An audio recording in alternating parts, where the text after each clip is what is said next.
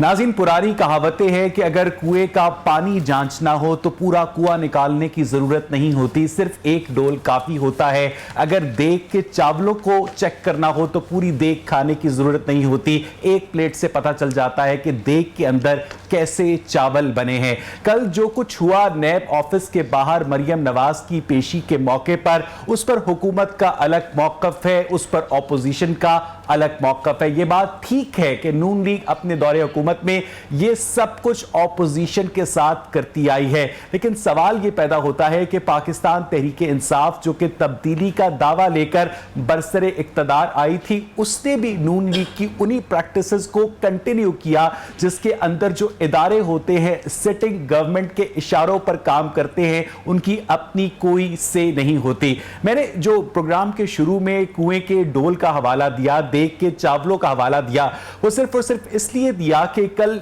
नैब वाले वाकये के बाद जो एफआईआर दर्ज की गई थी उसमें एक नाम था राना तनवीर हुसैन का। राना तनवीर हुसैन पीएमएलएन के रहनुमा हैं और वो कल मौके पर मौजूद भी नहीं थे और वो कल कौमी असेंबली के इजलास में उस वक्त शिरकत कर रहे थे जब उनका नाम एफआईआर में दर्ज किया गया, जिससे अंदाजा होता है कि जो पॉलिटिकल विक्टिमाइजेशन है वो अपने पूरे उरूज पर है। इस सारे मामले का क्या मजीद मंतकी अंजाम हो सकता है, इस पर आज के प्रोग्राम में हम बात करेंगे। मेरे साथ स्टूडियोज में मौजूद है मोहतरम वहीद गुल साहब, पीएमएलएन को रिप्रेजेंट करते हैं। हमारे साथ मौजूद है मोहतरम आसिम शौकत साहब, तर्जुमान है पंजाब गवर्नमेंट के। आसिम साहब, बहुत बहुत शुक्रिया हमें ज्वाइन करने के लिए। वहीद गुल साहब, आपसे गुफ्तगू का आगाज करूंगा। मुझे ये बताइएगा कि आज आपको लगता है कि जो कुछ आपने मॉडल टाउन में किया था कल आपके साथ ठोकर न्याज बेग पे हुआ? जी, बिस्मिल्लाहिर्रहमानिर्रहीम। देखिए, हम लोग पिछले 2 साल से हमारे कायदीन जो है वो नैब के बनाए हुए झूठे मुकदमात का सामना कर रहे हैं और आप देखते हैं कि कई मरतबा कायदीन के साथ पॉलिटिकल वर्कर्स होते हैं और कई मरतबा जो है वो नहीं होते। लेकिन कोई एक सिंगल वाकया जो है जहां पर पिछली मरतबा भी हमजा शहबाज शरीफ साहब की पेशी के ऊपर भी बहुत सारे पॉलिटिकल वर्कर्स जो है वो जमा हुए, लेकिन कोई सिंगल वाकया इस तरह का जो है वो रोनमा जो है वो नहीं हुआ।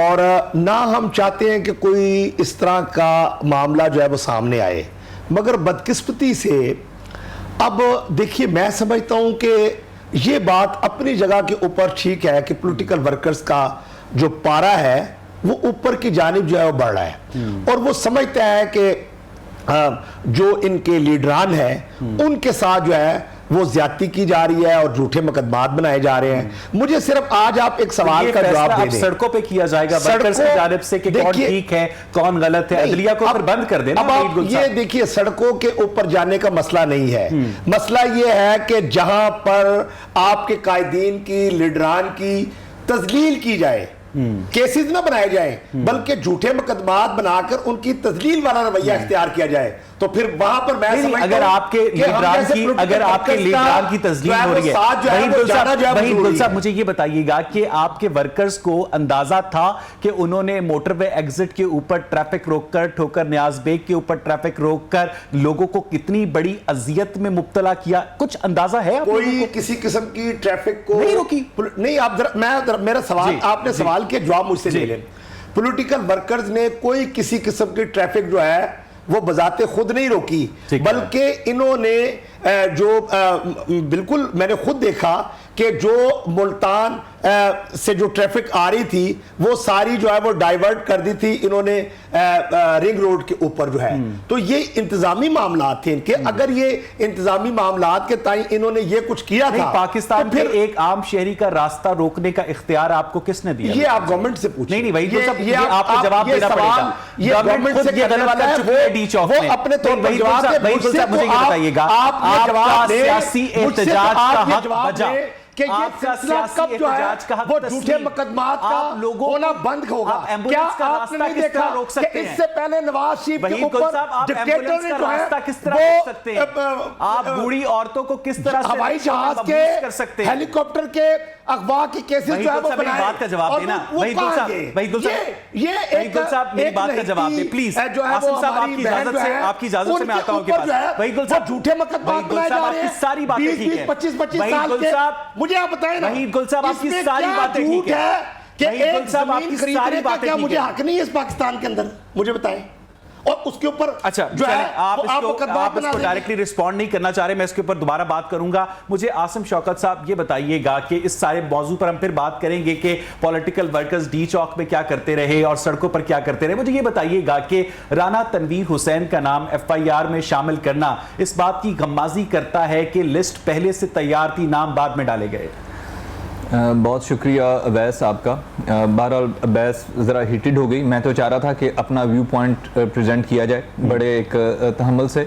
2-3 बातें हैं, इसको आइसोलेशन में नहीं लिया जा सकता, लेकिन मैं आपके बात के रिस्पॉन्ड में ये कहूँगा कि आपने वो अदालत में एप्लीकेशन देखी है जो नून लीग ने जमा कराई है, वो किन लोगों के खिलाफ जमा कराई है? डॉक्टर शहजाद अकबर कौन थे, कहाँ थे? इमरान खान साहब, उनका क्या लेना देना था? नैब अपनी कार्रवाई कर रहा है, इसमें प्राइम मिनिस्टर का क्या काम था?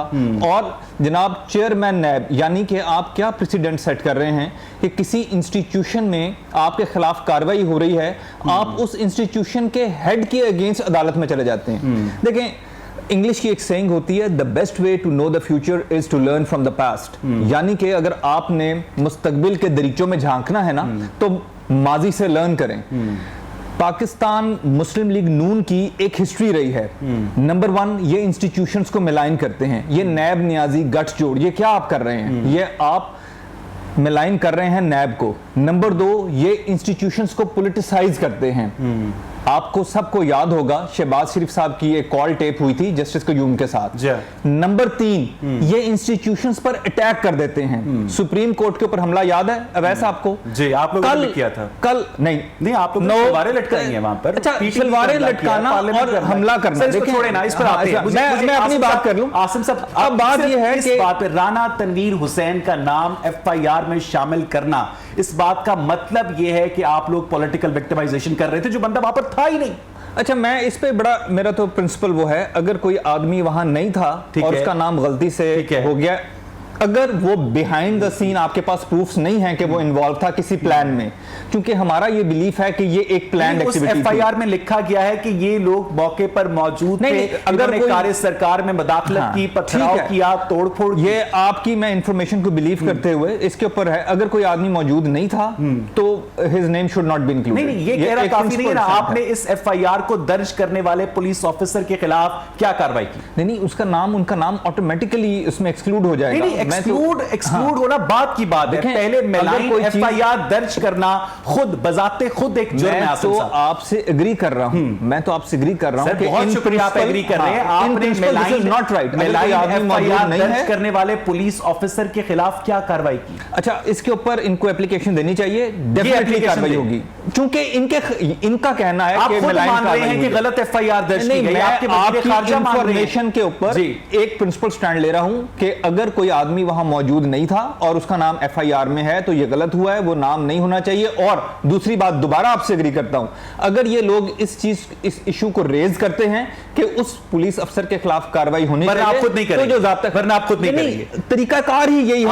आसिम साहब एक सेकंड, मुद्दई कोई होगा नून लीग के कारकुनों को पुलिस वाले सादा लिबास में पकड़ रहे हैं, मुद्दई होगा तो कार्रवाई होगी ना। ऐसे नहीं होता है, मुद्दई खुद रियासत भी बनती होती है, मुद्दई खुद डिपार्टमेंट भी बनता होता है। चलिए इसको छोड़ दें। अगर बताएं, पुलिस वाले नून लीग के कारकुनों को पकड़ रहे हैं, पकड़ लिया, शरपसंद थे, सब कुछ कर रहे, पकड़ने के बाद सरेआम थप्पड़ मारना, ये कहां का रियासत है, कहां का कानून है? नहीं, मैंने सोशल मीडिया पे भी ये कहा है कि पॉलिटिकल वर्कर के खिलाफ इस तरह का ज़ोदोकोब नहीं होना चाहिए। लेकिन फिर एक दफा फिर छोटी सी गवर्नमेंट में रहकर मजम्मत। अच्छा, नहीं, मैं वैसे आपको ये बता रहा हूं कि जो रियासती इदारे होते हैं जब वो हरकत में आते हैं तो इस तरह की लफ्ज़ें, लेकिन उसके बावजूद हमने कहा था कि कोई ऐसी हरकत नहीं होनी चाहिए जिससे कोई नुकसान हो जाए। आपको शायद नहीं मानी। नहीं, आपको 18 नवंबर में जो हमारा लॉकडाउन था ना, आपको शायद याद नहीं, हमारा 8000 वर्कर मिसप्लेस हो गया था जब राना सनाउल्लाह साहब की क़यादत में ऑपरेशन चल रहा था। वो भी गलत था, ये भी गलत था। नहीं, मैंने तो कहा है कि किसी पॉलिटिकल वर्कर को मैन हैंडलिंग नहीं होनी चाहिए, लेकिन और वही उसके ना अंदर उन पुलिस ऑफिसर्स के ऊपर अंदर इतना अच्छा, कॉन्फिडेंस कैसे था कि आप लोगों ने कुछ नहीं कहेंगे? अच्छा, आप नहीं, गो अहेड दिया हुआ है। दो बातें हैं, देखें, दो बातें हैं। एक है पॉलिटिकल वर्कर का राइट है पुरअमन एहतजाज करना। कोई पॉलिटिकल वर्कर को यह राइट नहीं देता कि वो पथराव करें, वो आपके एक रियासती इदारे के ऊपर पथराव करें। आपका जो भी था, मरियम नवाज जो भी थी, वो मुलजमा थी, मुजरमा थी, या उनको बुलाया गया था उनकी गाड़ी पर उनके वर्कर, हम तो खैर दूसरा कहते हैं कि इन्होंने प्लान किया था, लेकिन किसी का भी जानी नुकसान हो जाना, किसी पॉलिटिकल वर्कर को यह राइट है कि वो आपकी गाड़ी पे पत्थर मार दे। मुझे बताएं ना, के सदर ममलिकत आरिफ अलवी की वो ऑडियो टेप सुनी है जिसमें वो 2014 के धरने में कह रहे थे कि हम हमले के लिए पहुंच रहे हैं? अब आप 2014 पे चले गए हैं, अब गलत बात है ना। मैं अगर ये पॉलिटिकल वर्कर तोड़फोड़ नहीं कर सकते थे तो आपके पॉलिटिकल वर्कर्स भी तोड़फोड़ नहीं कर सकते कि इस इशू पे प्रिंसिपल क्लियर करें। आपका पॉलिटिकल वर्कर यकजहती के लिए आया है, वेरी गुड। आपका पॉलिटिकल वर्कर पुरअमन एहतजाज कर रहा है, very good. But at the same time आप डालों में भर भर के शॉपर्स लेकर आएंगे पत्थरों के, और आपका पॉलिटिकल वर्कर जो है वो पथराव करेगा, तो this is something that can not be allowed. कोई रियासती इदारा, पुलिस, लॉ एनफोर्समेंट वो अलाउ नहीं कर सकता कि ये पार्टी क्यों बने हुए हैं। ठीक है, ठीक है, चले मैं वापस आपके पास, आसिफ शौकत साहब, मैं वापस आपके पास आता हूं। मैंने उस वक्त से जानने की कोशिश की है कि पुलिस अफसरान के खिलाफ कोई कार्रवाई नहीं की गई। आसिम साहब रुकिएगा, वहीद साहब रुकिएगा, रऊफ ताहिर साहब मेरे साथ टेलीफोन लाइन पर मौजूद है। रऊफ साहब, बहुत बहुत शुक्रिया आपके वक्त के लिए। आपको लगता है कि कल मरियम नवाज की पेशी थी या नैब की पेशी थी? असल में पेशी तो दायर है मरियम ही की थी। और जिस तरह वज़ीर-ए-आज़म पाकिस्तान ने जनाब गिलानी साहब जो मकबूजा कश्मीर के लीडर है उनके लिए निशाने पाकिस्तान का ऐलान किया है, तो मेरा ये ख्याल है कि मुस्लिम लीग नून को नैब के उन अफसरान के लिए निशाने जमहूरियत का ऐलान करना चाहिए जिन्होंने एक हफ्ता पहले ये फैसला किया कि मरियम को एक नया सवालनामा जारी किया जाए, उनको एक नई सियासी जिंदगी दी जाए, उसे नैब में तलब किया जाए। और आप ये देखें ना, अभी इससे बहस हो रही थी कि लोगों का रास्ता किससे रोका। मैं पार्टी नहीं हूं, लेकिन बुनियादी बात यह है कि ये जो हकीकत है ना कि पुलिस ने अलग सुबह ही उस पूरे इलाके में 2-2, 2.5 मील के फासले पे या किलोमीटर के फासले पे बैरियर लगा दिए थे, श्रीनगर में गाड़ियों की आमदोरफ्त बंद कर दी थी। मेरा बेटा जो है वो इस्लामाबाद से आ रहा था, वो फंसा रहा, उसके साथ सैकड़ों और गाड़ियां फंसी रही। इसलिए ये कहना है कि जी मुस्लिम लीग नून के वर्कर्स ने उस इलाके को सील कर दिया और आम लोगों का रास्ता रोका, ये सरीहन एक गलत बयान है। अच्छा, रऊफ ताहिर साहब मुझे एक बात बताइएगा। आपने बड़ी इंपॉर्टेंट बात की है कि नैब के अफसरान ने मरियम नवाज की सियासी जिंदगी में एक नई रूह फूंकी है। मरियम नवाज ने भी सवाल उठाया है कि 2 मुकदमात से काम नहीं बना तो तीसरा मुकदमा कायम करने की जरूरत पेश आई। लेकिन रऊफ ताहिर साहब, पहले मरियम नवाज की जो चैनल कवरेज करता था वो केबल से गायब हो जाया करता था, अब ऐसा नहीं हो रहा। आप समझते हैं कि मुख्तदिर कुव्वतें जो हैं वो आपस में भी कुछ उनके मामलात बिल्कुल ठीक नहीं है? रऊफ साहब, नहीं, देखें, मीडिया जो है ना, मीडिया जो है वो अवाम एक ऐसी मछली है कि जो अवामी सेंटिमेंट्स है ना जी, उसके समंदर में, उसके दरिया में तैरती है। अब आप देखें कि कल जितने भी चैनल से, आपका चैनल तो खैर माशाल्लाह लाहौर रंग भी, और दूसरा आपका न्यूज जो है वो तो उन चैनल में शुमार होता है कि जो अपनी आजाद पॉलिसी की वजह से आइन और कानून की बालादस्ती में यकीन रखने वाले इदारे के तौर पे कैमरा के लिए भी नापसंदीदा था और कुछ और ताकतों के लिए भी नापसंदीदा है। लेकिन आप एक बात देखें कि वो चैनल जिनके बारे में ये पुख्ता तासुर है, आम व्यूअर भी ये समझता है कि ये चैनल किसको सपोर्ट कर रहे हैं, वो भी मजबूर थे कि जिस तरह क्रिकेट की बार टू बार कमेंट्री होती है, इस तरह वो भी बार टू बार कमेंट्री कर रहे थे। ये अलग बात है कि उनके जो चले रऊफ साहब, ये बड़ा अहम नुक्ता है, मैं वापस आपके पास आता हूं। वहीद गुल साहब, मुझे ये बताइएगा कि वो क्या सियासी मजबूरियां थी जिनकी वजह से मरियम नवाज इतने अरसे से खामोश थी और कल 11 अगस्त को वो सियासी मजबूरियां क्या खत्म हो गई? मैं समझता हूँ कि बात सियासी मजबूरी की नहीं है, बल्कि मरियम नवाज साहबा भी बिल्कुल जिस तरह से एक पॉलिटिकल वर्कर हमारा जो है एक पार्टी डिसिप्लिन का पाबंद है, इसी तरह से वो भी पार्टी डिसिप्लिन की पाबंद है, और जो रोल जो है पार्टी के अंदर उनको मिलता है वो उसको जो है वो बाखूबी जो है वो अदा जो है वो करती हुई नजर आती हैं। और आपको इल्म होना चाहिए कि वो उस दिलेर माँ की बेटी हैं कि जब जनरल मुशर्रफ के दौर के अंदर पॉलिटिकल वर्करों को जिस तशद्दुद का निशाना बनाया जाता था उसके अंदर मैं भी वैसे आप मरियम नवाज से नून लीग में सीनियर है ना? नहीं, वो मैं आप जरा सुन लेना। ठीक है। तो हमें जो है वो काल कोठरियों में रखा जाता, तो बेगम साहबा को अल्लाह रब्बुल इज्जत जन्नत नसीब करे, वो हमारे घरों के अंदर गई और जाकर जो है वो उन्होंने दिलासा दिया, और वो उस हालात के अंदर घर से निकली कि जब उनका निकलना मुहाल था। तो आज अगर इन्होंने, देखिए नैब की हम एक बात करते चले, मुझे ये बताएं कि ये 20-20 साल पुराने केस जो है ये निकाल कर लोगों के ऊपर डालते हैं, तो ये 20 साल नैब क्या करता रहा? मुझे बताएं ना, क्या ये उस वक्त इनकी दफ्तरों की तालाबंदी थी? क्या उन्होंने जो केसेस थे उस वक्त क्यों नहीं पकड़ा, और क्यों नहीं आज? ये बड़ा अहम नुक्ता है। वही सब रुकिएगा, वही सब रुकिएगा, ये बड़ा अहम बात ये है कि उस कमिश्नर को, उस डीसीओ को, उस सेक्रेटरी को सब बात कर लेने देना। आसिम साहब, इसी पॉइंट को मद्देनजर रखते हुए सुप्रीम कोर्ट ने ख्वाजा साद रफीक और सलमान रफीक की जमानत के मामले में जो रिमार्क्स दिए थे, सुप्रीम कोर्ट ऑफ पाकिस्तान ने यह कहा था कि नैब पॉलिटिकल इंजीनियरिंग कर रहा है, जो बात वही गुल साहब कर रहे हैं। आसिम साहब, अच्छा, ये आपने एक और बड़ा जबरदस्त नुक्ते की तरफ इशारा किया। मुझे आपने 102 मिनट देने हैं। Sir, you have all the time. Thank you so much. अच्छा देखें, ये जो नैब था ना, ये पाकिस्तान तहरीक इंसाफ की हुकूमत में नहीं बना था। नैब बना था, डिक्टेटर ने बनाया था। जी, मुशर्रफ साहब की हुकूमत में। उसके बाद काफिले की हुकूमत रही, उन्होंने इसमें कोई तब्दीली नहीं की। उसके बाद पीपल्स पार्टी की हुकूमत रही, उन्होंने कोई तब्दीली नहीं की। उसके बाद तहरीक इंसाफ की अब हुकूमत आई है। नंबर 1। नंबर 2, क्या आपने कोई प्रेसिडेंस देखी कि काफिले की हुकूमत में किसी काफिले के दोस्त के ऊपर नैब ने कोई केस बनाया हो, या पीपल्स पार्टी के दौर में या नून लीग के दौर में किसी सिटिंग एमपीए एमएनए पे कोई केस बनाओ?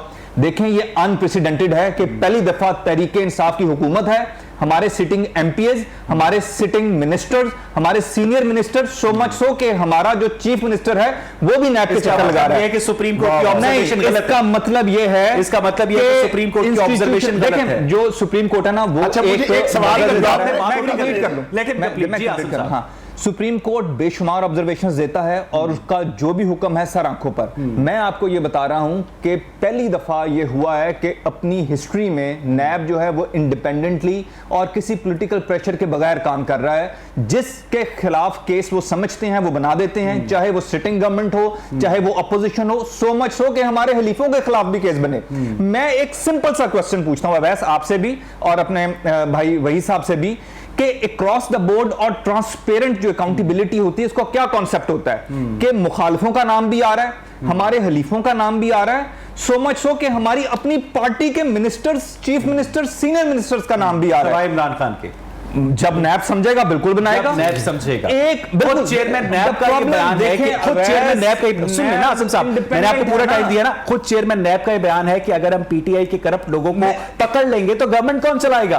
ऑन द रिकॉर्ड स्टेटमेंट है। एक और एग्जांपल आपको चीजें क्लियर हो जाएंगी। देखें, अभी वही साहब कह रहे थे कि पिछले 10 साल में नैब क्या कर रही थी, सोई हुई थी, क्यों नहीं? मैं एक एग्जांपल देता हूं। चौधरी कमर साहब थे, उन्होंने एमसीबी के जो ओनर थे, एक मुअज़्ज़ज़ कारोबारी शख्सियत थे, उनको बुला लिया था।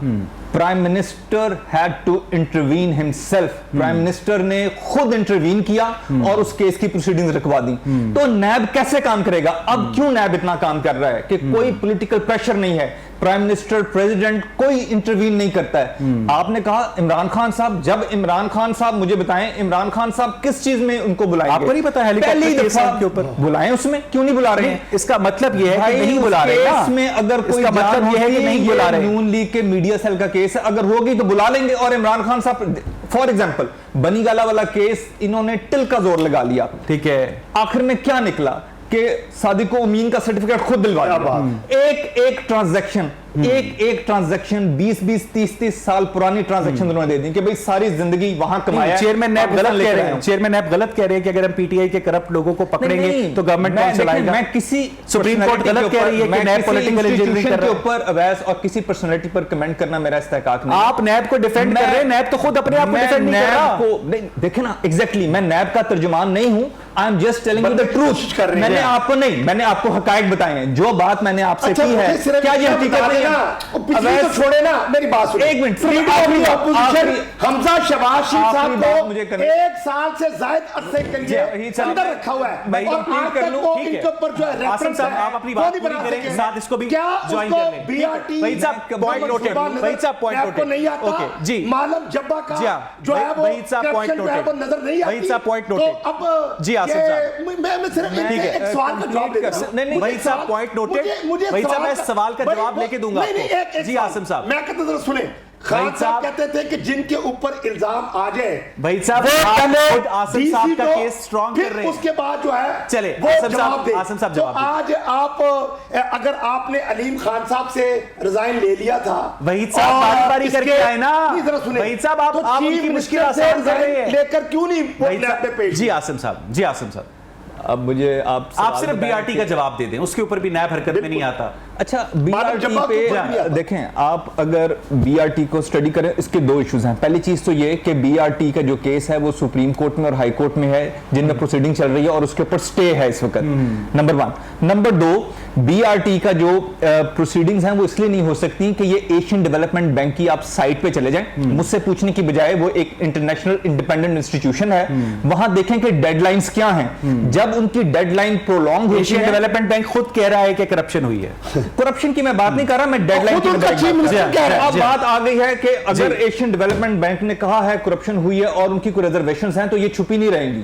नंबर 2 के ऑलरेडी मैंने आपसे कहा जैसे चीनी के चोर छुपे नहीं रहे, जैसे आटे के चोर छुपे नहीं रहे, चलेगी, केस चल रहा है पहली दफा। अच्छा, उसमें वैसे आपको क्रेडिट देना चाहिए कि चीनी की जो तहकीकाती कमीशन रिपोर्ट 100 रुपए पहुंच जिस तरह क्रेडिट है सर, आप जब आप माफियाज को हाथ डालते हैं तो आप क्या एक्सपेक्ट करते हैं कि वो आपको सजदा दे देंगे, वो आपके किसी को गिरफ्तार हाथ किया जोड़ लेंगे? किसी को गिरफ्तार किया आपने? अच्छा, आटे की बोरी कितने की मिल रही है इस वक्त? अगेन नहीं, 1320 रुपए आटे की बोरी, 20 किलो का थैला 805 रुपए से 40 दिन में जब्त करके 1320 रुपए इन गुनागार हाथों ने अपने हाथों से पैसे दिए। सर देखे ना, अब आप बड़ा ज्यादा स्विच कर गए। नहीं सर, आप आटे पे रह रहे, चीनी पे रह रहे। मुझे एक ब्रेक लेनी है आसिम साहब। नाज़रीन, जब हम ब्रेक से वापस आएंगे तो आसिम साहब से नहीं, हम नैब पे भी आएंगे, करप्शन पे भी आएंगे, पीटीआई के जवाब पर भी आएंगे, पीएमएलएन की रिजर्वेशन पर भी बात करें। लेकिन नाज़रीन, एक छोटे से ब्रेक के बाद stay with us.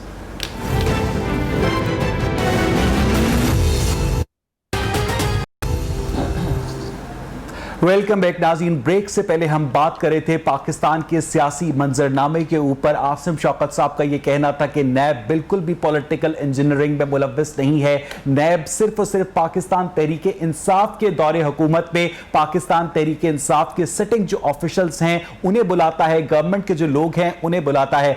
Rauf Tahir साहब, ऑपोजिशन ये इल्जाम लगाती है कि नैब, सुन मैं आता हूं आसिम साहब, रऊफ ताहिर साहब, ऑपोजिशन ये इल्जाम लगाती है कि नैब जो गवर्नमेंट के लोगों को बुलाता है वो सिर्फ और सिर्फ बैलेंसिंग एक्ट होता है, उसका मकसद सिर्फ और सिर्फ कार्रवाई डालना होता है। देखिए, ये बैलेंसिंग एक्ट से मुझे याद आया कि आपको याद होगा कि सुप्रीम कोर्ट ने जनाब इमरान खान और जहांगीर तरीन का केस जो था वो अहलियत वाला, इलेक्शन से पहले की बात है, जी हाँ, जी हाँ। वो उसका एक ही दिन में उसका फैसला आया, ठीक है, एक ही वक्त में। डॉन अखबार की सुर्खी थी द बैलेंसिंग एक्ट, ठीक है, कि इमरान खान को बचा लिया और उसी तरह का केस जो है उसमें जहांगीर तरीन साहब को उन्होंने डिस्क्वालीफाई कर दिया। ये सुर्खी थी बैलेंसिंग एक्ट। अच्छा, अभी बात हो रही थी सर, आप ये देखें कि इमरान खान साहब का जो बनी गाला वाला मामला है उसके 2 पहलू हैं। एक तो वही कि भी पैसे कहां से आए, मनी ट्रेल, इसलिए कि इमरान खान साहब उस हवाले से मुख्तलिफ औकात में मुख्तलिफ बातें करते रहे। जब ऑफशोर कंपनियों का पनामा में आया तो उन्होंने कहा कि बेईमान और टैक्स चोर लोग जो होते हैं ये बैरून मुल्क अपनी ब्लैक मनी को वाइटन करने के लिए ये इस तरह की ऑफशोर कंपनियां बना लेते हैं। तीसरे दिन खबर आई कि NSL न्याजी सर्विसेज लिमिटेड के नाम से इनकी अपनी भी एक कंपनी थी लंदन ऑफशोर में, कंपनी थी, ठीक है। उन्होंने कहा कि नहीं, ये तो मैंने वो चूंकि फ्लैट खरीदना था, बेचना था, इसलिए मैंने बनाई थी, और वो फ्लैट बेच के फिर मैंने अपना जमायमा साहबा को पैसे अदा किए, ये जो बनी गाला वाली यानी to cut the long story short, Rauf साहब आप समझते हैं कि वाकई गवर्नमेंट के लोगों को नैब की जानिब से बुलाना सिर्फ और सिर्फ बैलेंसिंग एक्ट होता है, उससे कोई policy shift, paradigm shift, power shift ऐसा कुछ नहीं होगा? नहीं, आप मुझे एक बात बताएं कि वजीर अपना 18 जुलाई को खाकान अब्बासी को और मिफ्ता इस्माइल को गिरफ्तार कर लिया जाता है, ठीक है। उनकी जमानत के केस में इस्लामाबाद हाई कोर्ट ने जो रिमार्क्स दिया है, रिटन रिमार्क्स और ऑब्जर्वेशन जो दी है, वो तकरीबन उससे मिलती जुलती है जो ख्वाजा बरादरान की जमानत केस में। अच्छा, एक और बात अर्ज करता हूँ, 18 जुलाई को उन्हें गिरफ्तार किया गया, 22 जुलाई को हमारे वजीर आजम साहब ने वाशिंगटन में पाकिस्तानी को के एक बड़े जज से खिताब किया, ठीक है, और उसमें उन्होंने कहा कि ये अब्बासी कहता था, खाकान अब्बासी मुझे पकड़ो, हमने पकड़ के अंदर कर दिया, और अभी मुझे एक मिनट और अभी मुझे वापस जाने दो, मैं जाके इनके एसी और वो तो निकलवाता हूँ ना। हालांकि एसी की सहूलत अगर दी थी तो वो नायब वालों ने दी थी, और गिरफ्तार अगर किया था तो नायब वालों ने। अच्छा रऊफ साहब जरा यहाँ पर रुकिएगा। आसिम शौकत साहब, 2018 के आम इंतखाबात कब हुए थे? मैं जरा मैं पूरा मौका दूंगा सर, मुझे सिर्फ बताइएगा 2018 के आम इंतखाबात कब हुए थे? 2000 ये हुए थे 25 जुलाई को। और इमरान खान ने वजारत उज़्मा का हल्फ कब उठाया था? 18 अगस्त को। अच्छा, उन इंतखाबात से 10 दिन पहले उम्रा करने गए थे इमरान खान साहब, उनके साथ जुल्फी बुखारी भी थे जिनका नाम एग्जिट कंट्रोल लिस्ट में था। नूर खान एयरबेस से फ्लाई किया था इमरान खान साहब ने, आपको याद होगा। नूर खान एयरबेस बगैर किसी सियासी अपॉइंटमेंट के, बगैर किसी गवर्नमेंट के ओहदे के कैसे इस्तेमाल कर ली खान साहब ने?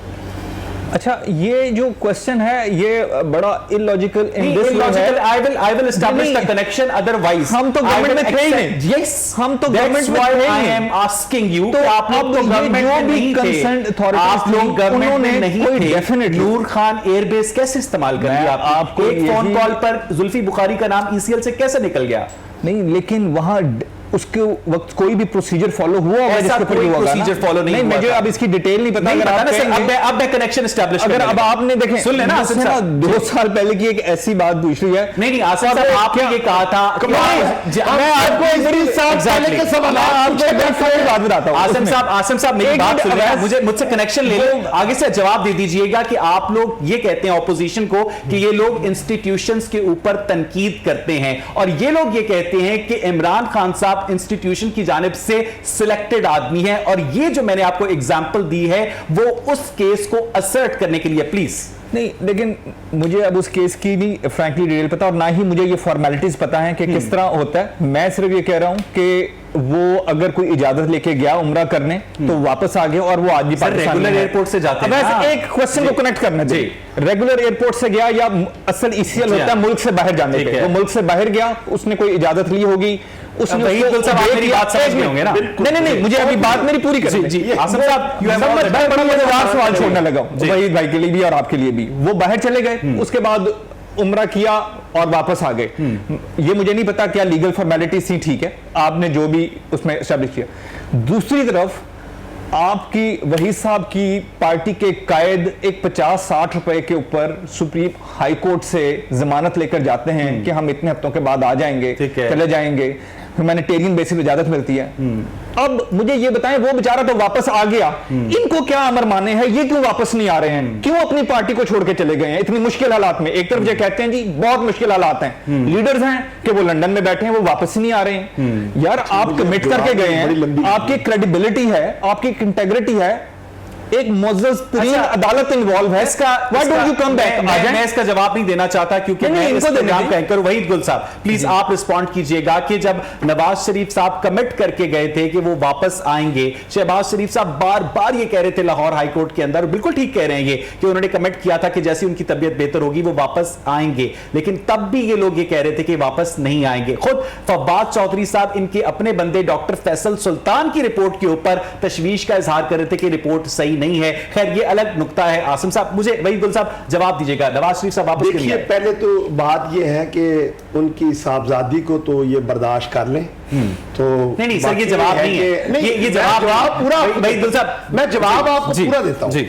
बात यह है कि आपने देखा कि शहबाज शरीफ साहब भी गए हुए थे साथ ही, लेकिन जैसे ही कोरोना जो है वो शुरू हुआ और वो पाकिस्तान जो है वो तशरीफ ले आए, नवाज शरीफ साहब यकीनी तौर के ऊपर उनको बीमारी की वजह से बजाते खुद इनकी गवर्नमेंट ने, पंजाब गवर्नमेंट की रिपोर्ट्स की बिना के ऊपर जो है वो उनको जो ये अब वो माशाल्लाह लंदन में वॉक कर रहे हैं, डिनर कर रहे हैं, देखिए तो वापस आते हैं ना। कर रहे हैं या डिनर कर रहे हैं, अब वॉक करने के ऊपर तो कोई पाबंदी जो है हाँ। वो नहीं लगाई, ना किसी कोर्ट ने ना नैब ने कि वो वॉक भी जो है वो ना करें। सवाल ये है कि मैं ये कहना चाहता हूं कि ये जो खिलवाड़ इस मुल्क के अंदर होता नहीं, है, नवाज शरीफ साहब वापस नहीं आ रहे, लिख कर देखिए, नवाज देखिए, मैं शरीफ आऊंगा। साहब वापस आएंगे और कब? जरूर आएंगे। कब? और इंशाल्लाह ताला आएंगे। ये कब आएंगे? आप कैसे कह सकते हैं कि वो नहीं आएंगे? वो तो उस वक्त भी आ गए थे कि अपनी मोहतरमा को, बेगम साहिबा को, जब वो मरगे हाल के ऊपर थे, तब तो इलेक्शन थे ना, उस तब तो इलेक्शन थे। वक्त उसको आना बनता था, छोड़कर जो मजबूरी अपनी थी। बेटी को लेकर भाई आए साहब, तब और तो उनको इलेक्शन पता थे। भी था कि उनको झूठे मुकदमात के अंदर जो है वो जेल के अंदर भेजा जा रहा है, मगर वो उस वक्त भी आए। तो अब एक भी वो सेकंड, आएंगे, वहीदुल साहब, आना तो वहीदुल मसला साहब, मुझे नहीं नहीं है। पता आसिम साहब की इस जवाब से तसल्ली हुई है, मेरी तो नहीं हुई। लेकिन आसिम साहब रुक जाए, आसिम साहब रुक जाए। रऊफ साहब, आप मुझे सुन सकते हैं? जी मैं सुन रहा हूं रऊफ साहब, सर। मुझे ये बताइएगा कि ये सारी गुफ्तगू आप सुन रहे हैं, हम वाकयात का तज्जिया करके सिर्फ और सिर्फ ये जानने की कोशिश कर रहे हैं कि PMLN का सियासी मुस्तकबिल कोई है या नहीं, आपको नजर आता है पाकिस्तान में? रऊफ साहब देखिए, एक तो सियासी मुस्तकबिल हमने कल देखा और इससे पहले मरियम को गिरफ्तार किया गया 7 या 8 अगस्त को। मोदी ने 5 अगस्त को मकबूजा कश्मीर के खिलाफ जारहियत की थी, उसका स्टेटस खत्म किया। अच्छा, उससे पहले आपको याद है, मैं बतौर अखबार नवीस साहब से को याद दिला रहा हूँ और अपने भाई आसिम को और वहीदुल को भी, कि मरियम साहबा जो थी वो अवामी मुहिम पे थी, पाक पटन गई, मंडी बहाउद्दीन गई, फैसलाबाद गई, सरगोदा गई, ठीक है जी। और उसके बाद उन्होंने जब ये कश्मीर वाला वाकया हुआ, वो कहा कि मैं परसों मुजफ्फराबाद जा रही, ठीक है। जहां भी वो गई, रात के 2:30-3 बजे से पहले उनका जलसा शुरू ना हो सका। उन शहरों में अवाम का इतना बड़ा हजूम होता था, ठीक है सर। अब मुझे नहीं मालूम, लेकिन रिपोर्ट से ही बता रही है कि पंजाब की हद तक तो मुस्लिम लीग जो है वो स्वीप करने जा रही है जी। ये इंटेलिजेंस की रिपोर्ट्स भी यही बता रही हैं। और अभी आप जो बात कर रहे थे कि अगर आटा जो है वो 800 से बढ़ के 1400 का हो जाए। नहीं, रऊफ साहब, ये जो आप कह रहे हैं कि मुस्लिम लीग नून स्वीप कर सकती है पंजाब के अंदर, और पंजाब के जो बड़े डिविजन्स हैं वो कौमी असेंबली की अक्सरियत सीटें भी दिलाकर आपको वजीर आजम बनवा सकते हैं, लेकिन ये स्वीप तो तब होना जब वोट गिने जाएं डब्बों के अंदर। हाँ, ये आपने 25 जुलाई याद दिला दिया। मुमकिन है कि कोई उस दिन भी वो जो आरटीएस सिस्टम बैठ जाए, आरटीएस सिस्टम बैठ जाए, कुछ और मसाइल हो जाए, और उम्मीदवार टिकट याफ्ता लोग जो थे उनसे टिकटें वापस करवाई गई उस वक्त जब आप किसी नए उम्मीदवार को टिकट नहीं दे सकते हैं। और फिर मैं तो चूंकि जनूबी पंजाब मुझे मालूम है, या कुछ तो यानी रऊफ साहब, आपका तज्जिया यह है कि अगर फेयर इलेक्शंस होंगे तो नून लीग कम बैक करेगी? सर आप ये देखें कि ये जो पंजाब असेंबली के इलेक्शन उसी दिन हुए थे, 25 जुलाई को ही हुए थे ना पंजाब असेंबली के इलेक्शन भी। तो उसमें पंजाब असेंबली में मुस्लिम लीग नून जो है वो सिंगल लार्जेस्ट पार्टी के तौर पर सामने नहीं आए थे, तमाम तर धांधली के बावजूद भी। अच्छा, आसिम शौकत साहब, मुझे बार 2018 का हवाला सुन लेना। नहीं, मैं रऊफ साहब की 2-3 बातों में मुझे बड़ा एतराज है। रऊफ साहब, बड़ा बसत एहतराम जी, हाँ, आप बड़े मोहतरम हैं और शामी साहब के दफ्तर में अक्सर आपसे मुलाकात भी रही। मैं अभी पहला सवाल, उन्होंने नैब की बैलेंसिंग एक्ट की बात की थी, आपने एग्जांपल सुप्रीम कोर्ट की दे दी। अब आप कह रहे हैं जी तमाम तर धांधली के बावजूद अगर वोट गिने जाएं, तो आप इनडायरेक्टली कहीं ये तो नहीं कहना चाह रहे कि नवाज शरीफ साहब 3 दफा वज़ीर आज़म बने हैं, 1 दफा भी वोट नहीं गिने गए इसलिए वो बन गए? बात ये है ऐसे की स्टेटमेंट पे धांधली हो गई, कहना चाह रहे हैं। मेरा सवाल मेरा सवाल कंप्लीट नहीं हुआ ना। जवाब ले लें आसिम साहब, मजा आएगा आपको। मैं अपना आसिम साहब, सवाल मजा आएगा आपको। सवाल कंप्लीट कर लूं। आसिम साहब एक लाइन का जवाब। जी जी रऊफ साहब, मैं जवाब देता हूं सर, मैं जवाब देता हूं। रऊफ साहब एक लाइन और ऐड कर दूं, आप इजाजत देता हूं। अब देखें, आपने ना इसको समेटना इस तरह है कि मुझे एक बात समझ नहीं आई कि नून लीग को वोट पड़ता है सिर्फ सेंट्रल पंजाब में, पीपल्स पार्टी को वोट पड़ता है रूरल सिंध के कुछ हिस्से में, बाकी वो पूरा पाकिस्तान जिसमें northern Punjab, southern Punjab, central Punjab, आपके सिंध का अर्बन एरिया, आपका पूरा केपी के बलोचिस्तान के एरियाज, वो जिस एक पार्टी को वोट पड़ रहा है, जो एक पार्टी फोर्स ऑफ फेडरेशन है, आप कह रहे हैं वो धांधे से जीती, और वो पार्टियां जिनको चंद चंक्स में वोट पड़ता है, किसी को सिर्फ सेंट्रल पंजाब में पड़ रहा है, जस्टिस रिटायर्ड वजीरुद्दीन भी नहीं, आप ये कहना चाह रहे हैं कि वो पार्टी जो फोर्स ऑफ फेडरेशन है वो धांधली से जीत गई, और जिनको छोटे छोटे चंक्स में वोट पड़ता है उनकी बड़ी मैस पॉपुलैरिटी है, वो स्वीप कर देंगे। जी रऊफ साहब, ऐसे थोड़ी है जी। जी मेरा जवाब सुन ले सर, मेरा जवाब सुन ले। इमरान खान साहब ने 96 में पार्टी बनाई, 97 के इलेक्शन में खुद 11 जगह से खड़े हुए, पूरे मुल्क से लोग खड़े किए, 3 सीटें लाहौर से खुद उम्मीदवार बने, सब पे जबान पे जब्त हो गई सही 97 में। अब अभी तो हम जीते भी तो नहीं सर, सुन लेना, अब उनका जवाब सुन लें। जी मेरी बात तो सुन ले, मेरी बात तो सुन ले। जब कभी वर्ल्ड कप जीते भी ज्यादा आसान हुआ था, शौकत 2 साल पहले हुआ था।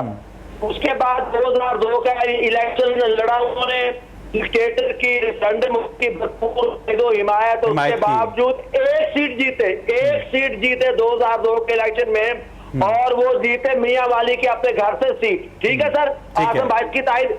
उसके बाद देखे 2008 के इलेक्शन का बाइकआउट किया, 2013 पे आ जाता हूं मैं। आजम साहब 2013 पे आ रहा हूं।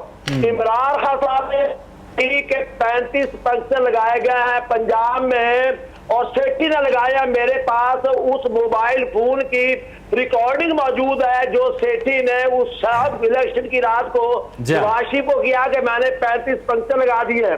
ठीक है, आपको याद होगा कि अब्दुल हफीज पीरजादा साहब जो उस वक्त के सबसे बड़े वकील थे भुट्टो दौर के ज़िले कानून, सोना मुंडा, एक मिनट, वो इमरान खान साहब के वकील थे।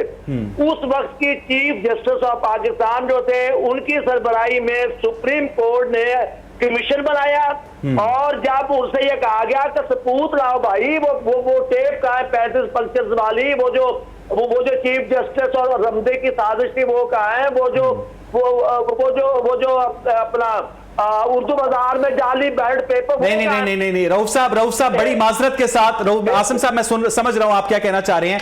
रऊफ साहब दोबारा सुनिएगा। आसिम साहब ने यह पूछा था कि अगर 2018 के इंतखाबात इमरान खान एस्टैब्लिशमेंट के ताउन से जीते थे, तो उससे पहले नवाज शरीफ 3 मरतबा बरसरे इक्तदार भी क्या एस्टैब्लिशमेंट के ताउन से आए थे? उन्होंने क्लियर कट ये पूछा था, यस और नो, दैट्स इट। नहीं, मैं तो कह रहा हूं ना, इमरान खान साहब ने ये इल्जाम लगाया कि 35 फंक्शन जो एस्टैब्लिशमेंट ने लगवाए होंगे ना, 35 अच्छा रऊफ साहब, मुझे एक इमरजेंसी ब्रेक लेनी है। रऊफ साहब मुझे एक ब्रेक लेनी, नाज़रीन जब आप ब्रेक से वापस आएंगे बहुत अहम पॉलिटिकल डिस्कशन हो रही है, वहीद गुल साहब को भी इसमें शामिल करेंगे, काफी देर से चुप बैठे हैं, लेकिन एक छोटे से ब्रेक के बाद स्टे विद अस।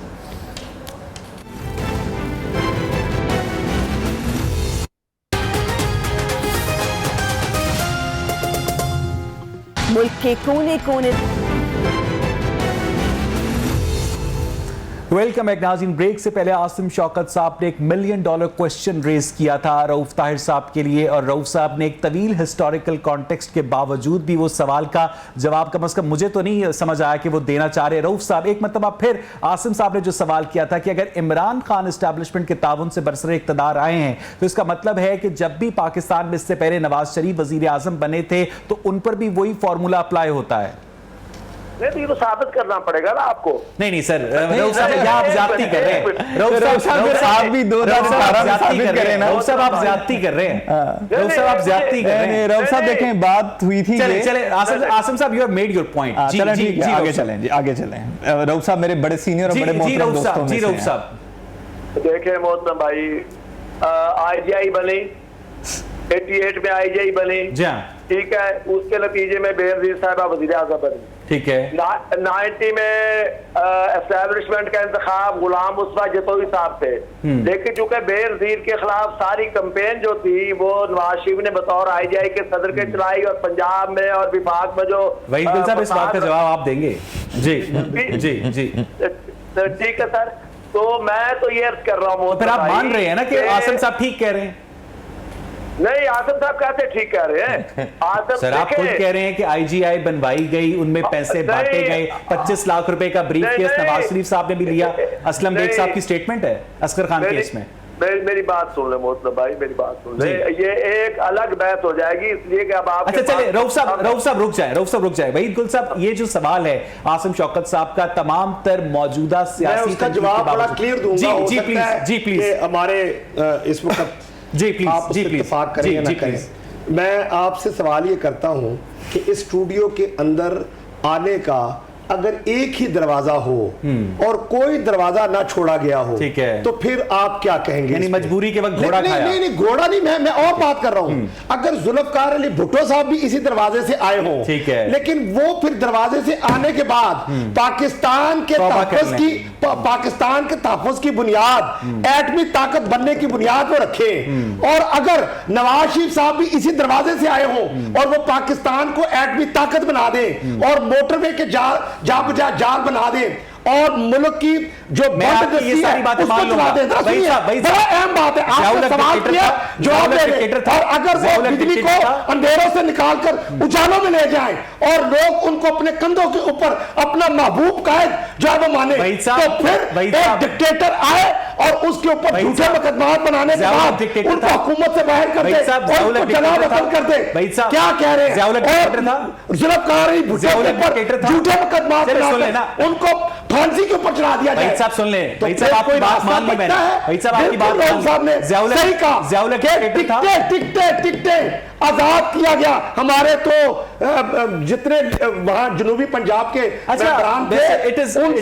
शेर के निशान की टिकटें वापस ले दी गई। शौकत साहब ये बताइएगा कि उनका ये पॉइंट बिल्कुल लॉजिकल है कि जिस जमाने में एक पॉलिटिशियन सियासत में आना चाहता है, जाहिर है पाकिस्तान में एक तवील अरसा डिक्टेटरशिप के साए में गुजरा है, तो ऐसे में इन लोगों के पास दाखिल होने का रास्ता एक होता है, दाखिल होने के बाद ये अपना रास्ता तब्दील करते हैं। It is a valid point. वैसे इस हद तक ना अपना गुल साहब ने बहुत ही आसान सबके लिए बात कर दी है।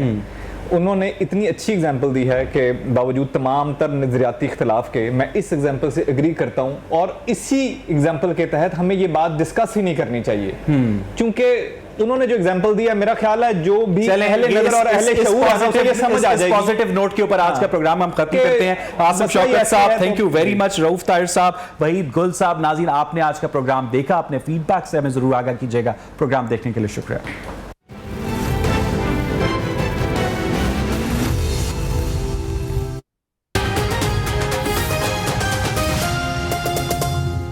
मुल्क के कोने कोने से सहाफियों की सबसे बड़ी और मजबूत टीम के साथ तमाम बड़े शहरों से बैक वक्त शाया होने वाला पाकिस्तान का पहला अखबार रोजनामा नई बात। आज ही अपने अखबार फरोश से तलब करें।